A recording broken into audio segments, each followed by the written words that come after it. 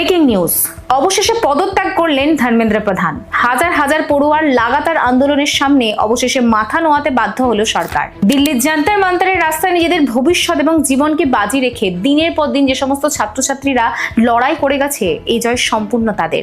রাতের পর রাত রাস্তায় জাগা, পুলিশের লাঠিচার্জ এবং নিজেদের ক্যারিয়ার নষ্ট হওয়ার ভয় কোনো কিছুই তাদের পিছুপা করতে পারেনি। আর এই জয় তোমাদেরও, যারা হয়তো রাস্তায় ছিলে না, কিন্তু কোনো রাজনৈতিক দল বা গুন্ডাদের রক্তচক্ষুকে ভয় না পেয়ে, কারোর খারাপ লাগতে পারে জেনেও সঠিক পোস্ট, কমেন্ট এবং শেয়ারের মাধ্যমে এই প্রতিবাদকে আরো শক্তিশালী করে তুলেছিলে। তোমরা দেখিয়ে দিয়েছো যে স্টুডেন্ট পাওয়ার এক হলে বড় বড় ক্ষমতার সিংহাসনও কেঁপে ওঠে।